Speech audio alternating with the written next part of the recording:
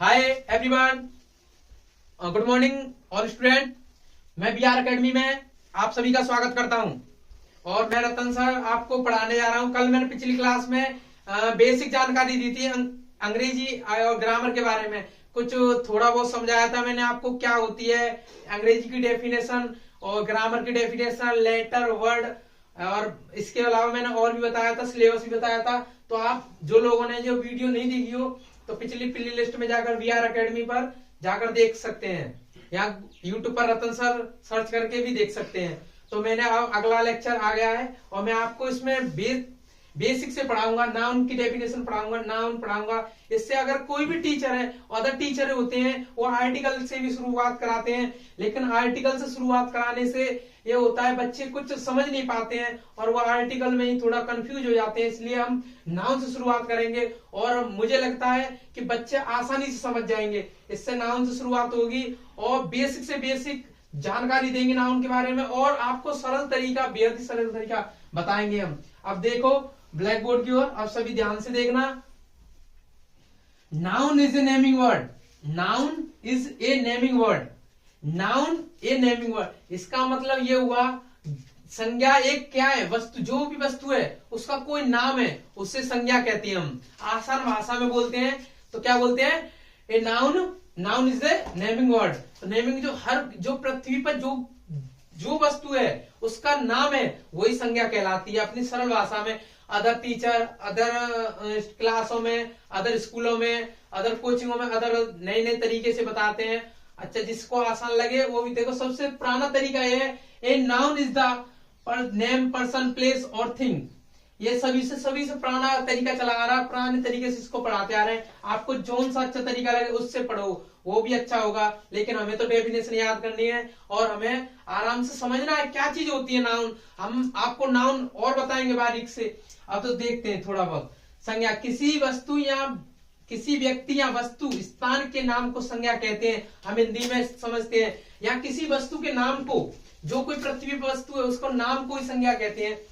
अब बहुत ही कंफ्यूज होती है, नाउन में भी बहुत तरीके के एग्जाम्पल ऐसे आते हैं जो हमें बहुत ही दुविधा में डालते हैं और लोग, जो स्टूडेंट छात्र हैं, वो परेशान हो जाते हैं। कुछ अध्यापक अपनी अपनी राय से अलग अलग तरीके से एक्सप्लेन करते हैं। देखो, मैं आपके सामने एक्सप्लेन करने का प्रयास करूंगा, आपको आसान तरीके से बताने का प्रयास बहुत ज्यादा करूंगा मैं। तो देखो, एग्जाम्पल होती है, इसके उदाहरण बोल रहा हूं मैं। चेयर, कुर्सी है। कुर्सी को क्या है, आप कुर्सी है, कुर्सी एक नाम है बिल्कुल। देख, ये भी है भाई चेयर, और इसको पेन, ईयर। अब आगे ईयर पे बहुत अध्यापक बताते हैं ये नाउन नहीं है, कुछ बताते हैं कुछ नहीं है।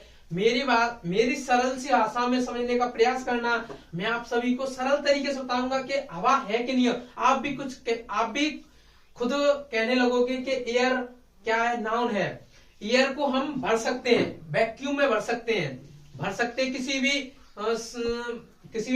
या तो किसी वस्तु में हम इसको भर सकते हैं। तो एयर क्या हो गई, एयर स्थान घेरेगी और नाम का प्रकार से बुलाएगी। जैसे बैलून होते, बैलून में एयर बॉडी, एयर भरी होती है, तो उससे भी हमें पता चलता है कि इसमें भार होता है, हम इसको माप भी सकते हैं। तो एयर सीधी सी बात है, हवा एक नाउन है।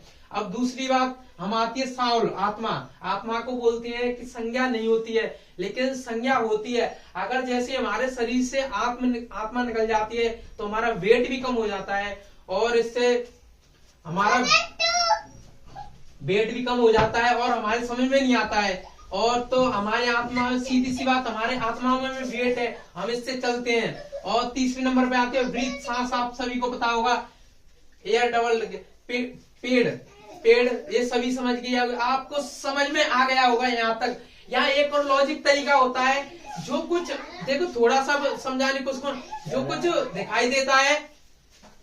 दिखाई देता है और उसे हम देख सकते हैं आसानी से, तो उसे भी नाउन कहते हैं। और सीधी सी भाषा में नेमिंग वर्ड, आसान तरीका, सबसे सरल डेफिनेशन है, आपको समझने में शायद परेशान नहीं हो। हवा और आत्मा क्यों नाउन है, क्योंकि इनमें वेट है, इनमें वैक्यूम है, इनमें नाप सकते हैं हम, सांस होती है, इससे ये पता चलता है इसमें एयर को हम भर सकते हैं, नाप सकते हैं। तो सीधी सी भाषा में आज से हम सभी बोलेंगे कि एयर क्या है, हवा, और सोल क्या है, आत्मा। ये क्या है, नाउन है। जो भी पृथ्वी पे कोई भी चीज है, कोई भी एनी वर्ड, जो भी चीज है उसका कोई नाम है, वो हमेशा क्या कहलाएगी, संज्ञा कहलाएगी।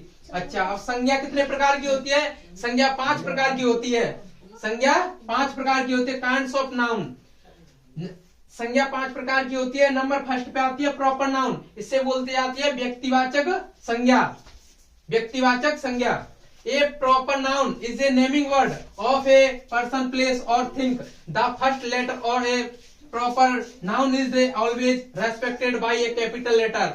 हमें अंग्रेजी में भी जानना होगा, हमें हिंदी में भी जानना होगा, इससे हमें कोई पूछे तो कोई परेशानी ना हो। सीधी सी बात तो देखें तो हम नाउन का ही फुल डेफिनेशन दिया है, लेकिन क्या होता है इसका फर्स्ट लेटर जो कैपिटल होता है उससे हमें आसानी समझने में होती है। हमें पता चल जाता है कि कोई वस्तु या व्यक्ति स्थान विशेष नाम से या विशेष व्यक्ति जुड़ जाए उसी को हम प्रॉपर नाउन कहते हैं, और इसका फर्स्ट लेटर अंग्रेजी में कैपिटल आता है, इसीलिए हम इसे प्रॉपर नाउन कहते हैं। अब हिंदी में बता, जो शब्द किसी विशेष व्यक्ति, वस्तु, स्थान के नाम का बोध कराए उसे व्यक्तिवाचक संज्ञा कहते हैं, तथा इसका पहला अक्षर अंग्रेजी का बड़ा होता है।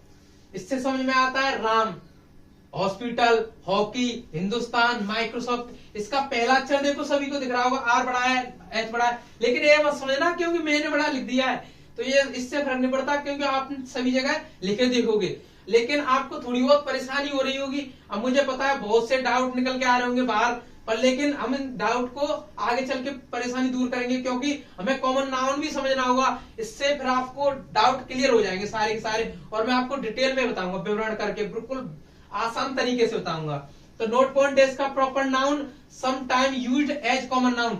जो प्रॉपर नाउन है जो सम टाइम कुछ समय के लिए क्या होता है, यूज होता है, और समान समय कॉमन नाउन के लिए।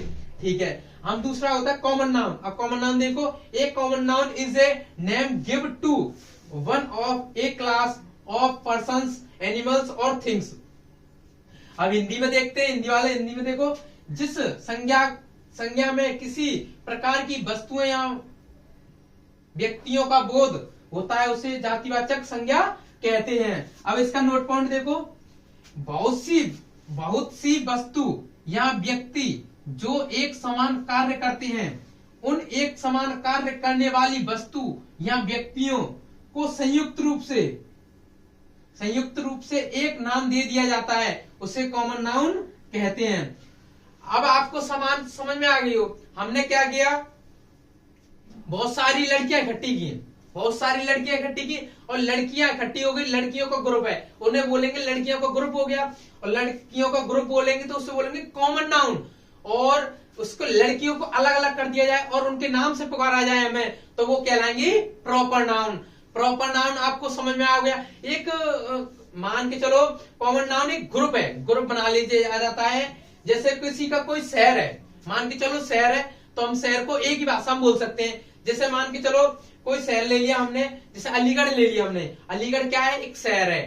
ठीक है, सरल भाषा में बोलेंगे अलीगढ़ क्या है, एक शहर है। लेकिन अलीगढ़ से पहले हम किसी को शहर बोले, हम किसी शहर में रहते हैं, तो हम वो शहर हो गया तो कॉमन हो गया। अगर कॉमन में ही हम उस शहर का नाम बता दें, गली मोहल्ला का नाम बता दें, तो वो क्या कहलाएगा, प्रॉपर नाउन। आप सभी को समझ में आ रहा होगा।